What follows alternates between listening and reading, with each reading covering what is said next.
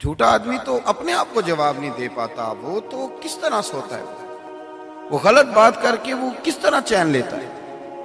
اخنس بن شریک ابو سفیان سے، اور ابو سفیان اخنس بن شریک سے باتیں کرنے لگے، ہجرت کی رات کہنے لگے، ابو سفیان کہنے لگے سنا ہے اخنس تیرے بھی پیسے حضور کے پاس پڑے ہیں، تو تلوار لے کے آ گیا تو پیسے تو وصول کر لینے تھے، اگر وہ شہید ہو گئے تو تیرے پیسے کیسے ملیں گے؟ تو اخنس بن شریک بولے، کہنے لگے ابو سفیان زیادہ باتیں نہ کر، پتہ تجھے بھی ہے اور خبر مجھے بھی ہے، ماننا نہ ماننا اپنی جگہ پہ ہے، پر یہ تو طے ہے نا کہ اگر وہ شہید ہو بھی گئے تو ہماری امانتیں ضائع نہیں ہوں، ہماری امانتیں ہم تک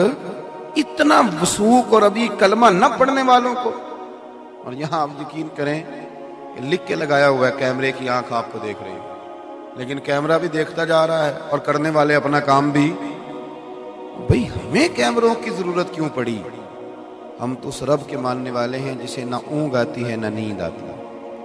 لیکن اس کے باوجود دیانت والا معاملہ، سچ والا معاملہ سنیے گا۔ حضرت اسماء بنت ابی بکر صدیق، جناب صدیق اکبر کی بڑی صاحبزادی، بڑا مشکل ہوتا ہے جوان بیٹی کو رات کو اکیلے میں کہیں بھیجنا، بڑا مشکل ہوتا ہے، بلکہ بچی چلی جائے تو باپ وہ تو سمجھتا ہے کہ پیروں تلے زمین نکل گئی، آسمان چھت سے اتر گیا، بیٹی باہر نکل گئی اور رات کو اور اکیلی، لیکن محبت بڑے بڑے امتحانات لیتی ہے۔ حضرت صدیق اکبر نے جوان بیٹی کی ڈیوٹی لگائی، بیٹے میں غار ثور میں لے کے جا رہا ہوں نبی پاک کو، تو باسی کھانا نہیں ملنا چاہیے،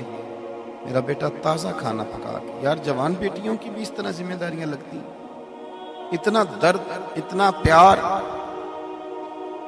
آج جو حاجی جاتے ہیں نا غار ثور پہ، وہ صبح صبح جاتے ہیں اور 4-5 جگہ چائے پینے کا، پانی پینے کا بندوبست ہے، پھر بھی حاجی واپس آتا ہے تو بڑی ڈینگیں مارتا ہے، میں چلا گیا تھا، چڑھ گیا تھا غار ثور، اور راستہ بھی اب بنا ہوا ہے، اور اس زمانے میں جب کوئی راستہ نہیں اور جانا بھی رات کو ہے، جب کافر سو جائیں، جناب اسماء فرماتی میں کھانا پکایا کرتی، ایک رات لے کے گئی، اگلے دن دوپہر کے وقت کھانا پکا رہی تھی، میں معمولی باپ کی بیٹی نہیں تھی، میں سردار کی بیٹی تھی، کبھی کسی نے آنکھ اٹھا کے نہیں دیکھا تھا، لیکن فرماتی میں اندر کھانا پکا رہی تھی، میرے دروازے پہ شور ہوا، باہر گئی تو ابو جہل کئی لوگوں کو لیے کھڑا تھا، اسماء کہاں گئے ہیں تمہارے والد نبی پاک صلی اللہ علیہ وسلم کو لے کے؟ سنو ایک خاتون کی بات کر رہا ہوں، حضرت اسماء بنت ابی بکر صدیق فرمانے لگیں کہ میں بڑی مشکل میں آ گئی، مجھے پتا تو تھا نا وہ دونوں کہاں ہیں، تو اگر میں کہتی ہوں کہ مجھے خبر ہے تو یہ تو جا کے پکڑ لیں گے، حضور کو تکلیف دیں گے، اگر میں کہتی ہوں کہ مجھے نہیں پتا تو یہ جھوٹ ہے، اور جھوٹ بولنے کی شریعت اجازت ہے، اب مجھے وفا بھی بچانی ہے اور دین بھی بچانا ہے۔ اب تو خیر لوگوں نے جھوٹ کا نام بدل لیا ہے، اب لوگوں نے جھوٹ کا نام، اب کہتے ہیں میں نے بہانہ کر دیا تھا، اب صاف کہیں جھوٹ بولا تھا، موٹی سی بات ہے، اس کا نام ہی بدل دیا، غیبت کا بھی نام لوگوں نے بدل دیا، اب اس کا نام گپ شپ رکھا ہے، آؤ ذرا گپ شپ کریں، صاف صاف کہیں کہ محلے کے کئی لوگوں کی پگڑیاں کھولنی ہیں، کئیوں کی عزت اتارنی ہے، گپ شپ کیا ہوتا ہے؟ ہم نے قرآن و سنت تو ڈسکس کرنا نہیں، ہم نے تو یہی کرنا ہے جب بیٹھنا ہے، الا ماشاء اللہ۔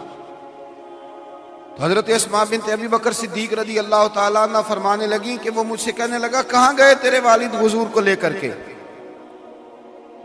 اب میں دوراہے پہ کھڑی ہو گئی، جھوٹ بولتی ہوں تو شریعت کا کیا کروں، سچ بتاتی ہوں تو وفا۔ اس نے جھڑک کے پوچھا، اور مجمع ہے اور میں اکیلی ہوں، بتاتی کیوں نہیں، کہاں گئے؟ جناب اسماء کہتی ہیں میں نے فیصلہ کر لیا کہ اب میں نے وفا بھی بچانی ہے اور دین بھی بچانا ہے، میں نے شریعت کو بھی قائم رکھنا ہے، جتنی ہمت تھی میں نے اکٹھی کی، کیونکہ میں صدیق کی بیٹی تھی، اکٹھی کی، اور میں نے کہا ابو جہل سن، پھر تیرے اندر جتنی طاقت ہے تو اتنی لڑا لے، مجھے پتا ہے وہ دونوں کہاں ہیں پر میں تمہیں بتاؤں گی نہیں، مجھے خبر ہے، پر میں تم ادھر آ ستمگر ہنر آزمائیں، تو تیر آزما ہم جگر آزمائیں، کہا مجھے پتا ہے پر میں تمہیں جھوٹ نہیں بول سکتی۔ تو اب جب آدمی ہار جاتا ہے نا تو پھر وہ یہاں تو معاذ اللہ گالی دیتا ہے، یہاں ڈنڈا چلاتا ہے۔ ابو جہل ہار گیا، ایک خاتون کے سامنے، ان کے سچ کے سامنے ہار گیا، اس نے ایک تپڑ مارا،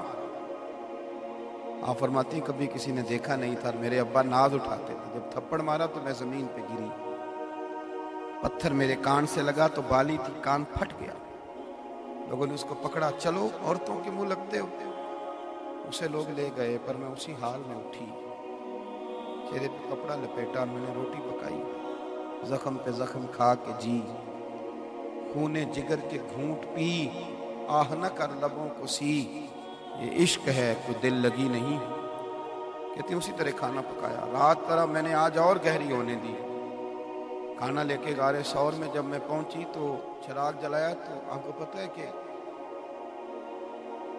بیٹی دور رہتی ہو تو وہ تو ٹیلی فون پہ ٹھیک بات نہ کرے تو ابا سو نہیں پاتا، آج صحیح بولی نہیں، خدا جانے کیا معاملہ ہے، فرماتی ہیں میرا لپٹا ہوا منہ دیکھا تو صدیق اکبر پریشان ہو گئے، بیٹے کیا ہوا؟ تو میرے جملے ٹوٹنے لگے، میں چھپانا تو چاہتی تھی پر باپ سامنے اور دکھ چھپ جائے، کہتی ہے میں نے کہا کچھ نہیں، آپ کھانا کھائیے، دیکھیے کیا پکایا، کہا نہیں بیٹے بتاؤ ہوا کیا؟ جناب اسماء کہتی ہیں جب حضرت صدیق اکبر کی تشویش بڑی تو حضور بھی بولے، فرمایا اسماء بتاتی کیوں نہیں کیا ہوا، یہ کیوں منہ چھپایا ہے؟ کہتی ہے میں نے جو کھولا تو خون پھر بہنے لگا، میں نے عرض کی حضور اس نے پوچھا ہے میں کیا کرتی، آپ جھوٹ کو بڑا ناپسند کرتے ہیں، کیسے کہہ دیتی مجھے پتہ نہیں ہے، سچ بولا ہے تو تھپڑ کھایا ہے، کہتی ہیں وہ جب میرا خون دیکھا تو ابو بکر صدیق بھی روئے، حضور کی آنکھوں میں بھی آنسو آئے، اور نبی پاک نے جو دعا فرمائی تو پھر میرا کلیجہ ٹھنڈا ہو گیا، حضور فرمانے لگے اے اللہ میں ابو بکر سے راضی ہوں، تو بھی اسے راضی ہو، میں راضی، میرے دوستو سچ کے رستے میں، دیانت کے رستے میں، پرہیزگاری کے رستے میں ان لوگوں نے اتنی لمبی تکلیفیں برداشت کر لیں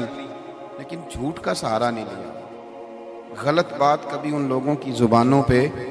کیا ہو گیا، ہمارے قریبی ہمیں کہتے ہیں کہ تو میرے ساتھ بھی سچ نہیں بولتا، والد تڑپ جاتا ہے، وہ کہتا ہے بیٹے میں تیرا باپ، مجھے سچ بتایا کر، اگر تو کہیں الجھ جائے گا تو تیرے دوست نہیں آئیں گے، مجھے ہی آنا ہے، مجھے ہی آگے بڑھنا ہے، مجھے صحیح بتایا کر، ہم نے جھوٹ کو اتنا عام کر دیا ہے، غلط بیانی کو اتنا عام کر دیا ہے، اور لکھ کر جھوٹ بولتے ہیں، لکھ کر، شادی کارڈ پہ 2 بجے کا ٹائم لکھا ہے دوپہر کا، اور 4 بجے تک بھی شادی تیار نہیں ہو رہی، بھئی آپ نے وہ تو لکھا تھا نا، جھوٹ لکھا تھا، کیا جھوٹ لکھا تھا؟ میں اکثر دوستوں سے کہتا ہوں، مذہبی لوگوں سے کہتا ہوں کہ بعد نماز مغرب محفل کا کیا معنی ہوتا ہے کہ آپ بعد نماز عشاء تک اسے لے جائیں، آپ سے چند باتیں کرنی ہے، اس کا کیا مطلب ہوتا ہے کہ آپ وہ چند باتوں کو اتنا کھینچیں کہ وہ چند 100 باتیں ہو جائیں، یہ 2 شعر پڑھنے، تو اگر ایک شعر کو آپ 10 دفعہ پڑھیں گے تو پھر کتنے شعر ہو جائیں گے؟ سچ بولیں، آپ دیانت کا مظاہرہ کریں، آپ عمدہ طریقے سے اپنی، میرے پاس ایک طالب علم پڑھتا تھا تو وہ مسجد والے لے گئے تو کہنے لگے یہ 1-2 منٹ لیٹ آتا ہے، میں نے کہا یار میں اس کو سمجھاتا ہوں، اور میں نے ان سے کہا کہ امام کے خلاف اس طرح باتیں نہیں کرنی چاہیے، یہ آپ کا امام ہے، وہ تو چلے گئے، تو بچے کا خیال تھا شاید حضرت نے میری حمایت کر دی، تو میں نے اسے کہا بیٹے آپ مصلے پہ بیٹھ کے کہتے ہیں کہ کل فجر کی نماز 6:20 پہ ہوگی، تو پھر کیا آپ جھوٹ بولتے ہیں؟ پھر 6:22 پہ کیوں پڑھاتے ہیں؟ کہا تھا 6:20 پہ ہوگی تو پھر 6:20 پہ ہونی چاہیے، تو زندگی میں سچ دیانت کا مظاہرہ کریں، آپ اچھی بات کریں، اچھے جملوں کے ساتھ آپ اپنے وقت کو بتائیں، اچھا اور خوبصورت زندگی میں آپ رویہ اختیار کریں، جب آپ سچ بولتے ہیں تو پھر اس کا معنی یہ ہے کہ آپ سامنے والے کے ساتھ پورا وفادار رہنا چاہتے ہیں، جب آپ سچ بولتے ہیں تو پھر بہت ساری باتیں، ایک صحابی تھے حضرت حاتم بن ابی بلتع رضی اللہ تعالیٰ، تو غلطی سے خط لکھ بیٹھے تھے قریش مکہ کو، سورہ ممتحنہ آپ پڑھیں گے نا 28ویں پارے میں تو اس کی تفسیر میں آپ کو وہ ساری چیزیں ملیں گی، خط لکھ بیٹھے تھے، ان کا خیال تھا کہ میں ان کے ساتھ کوئی احسان کر دوں تاکہ میرے بال بچوں کا خیال رکھیں، جب حضور نے پوچھا کہ یہ خط آپ نے لکھا ہے تو 2 حرفی بات کی، بالکل سچ بولا، کہنے لگا یا رسول اللہ صلی اللہ علیہ وسلم میں نے لکھا ہے، جب سچ بولا تو پھر اللہ کریم نے قرآن مجید نازل کر کے گویا ان کی معافی کا اعلان فرمایا۔ حضرت کعب بن مالک رضی اللہ تعالیٰ عنہ فرماتے ہیں کہ میں ایک جنگ کے موقع پہ نہیں جا سکا تھا، بہت سارے منافق بھی نہیں گئے تھے، تو جب حضور جنگ سے واپس آئے تو منافقین نے جھوٹ بولے. کسی نے کہا میری بیٹی بیمار تھی, کسی نے کہا میں تکلیف میں تھا. کہتے ہیں میرے بھی دل میں خیال آیا بہانہ کر دوں, پھر سوچا کس کے سامنے کروں گا. وَعَلَّمَكَ مَا لَمْ تَكُنْ تَعْلَمْ, جن کو اللہ نے علم کے خزانوں کی کنجیاں دے رکھی ہیں. کہتے ہیں میں نے سچ کہا حضور, سستی ہو گئی تھی, بھول گیا تھا. کہتے ہیں جو جھوٹ بول رہے تھے وہ بچ گئے, میں نے سچ بولا تو حضور ناراض ہو گئے. فرمایا بیوی بچے بھی میکے بھیج دو, اکیلے رہو. سزا ملی, 50 دن کسی نے کلام نہیں کیا. لیکن فرماتے ہیں پھر پتہ مجھے ملا کیا, اللہ نے میری توبہ کا اعلان قرآن پاک میں فرمایا. میں نے سچ بولا تھا. تو پھر قیامت تک جب لوگ سورہ توبہ پڑھیں گے تو کعب بن مالک کی سچ کا تذکرہ بھی آئے گا. سچ بولیں, وقتی طور پر نقصان بھی ہوگا تو آپ کو دیر پا اللہ نفع دے گا. سچ بول کے رشتے قائم کریں, صداقت والی زندگی گزاریں. کیوں ہم کسی کو اتنا زیادہ یقین دلا دیتے ہیں محبت کا, پیار کا, اپنے تعلق کا, کہ اتنا ہم نبھا نہیں سکتے. خوبصورت آپ تب رہیں گے جب آپ سمٹے ہوئے ہوں گے. آپ جو کہنا جانتے ہوں تو اسے نبھانا بھی جانتے ہوں تو زندگی باوقار رہے گی. دعا کرتا ہوں جو کہہ سکا اللہ اسے قبول فرما لے. گفتگو کے دوران کہیں بھول گئے تو اللہ ہم سے درگزر فرمائے. آخر دعوانا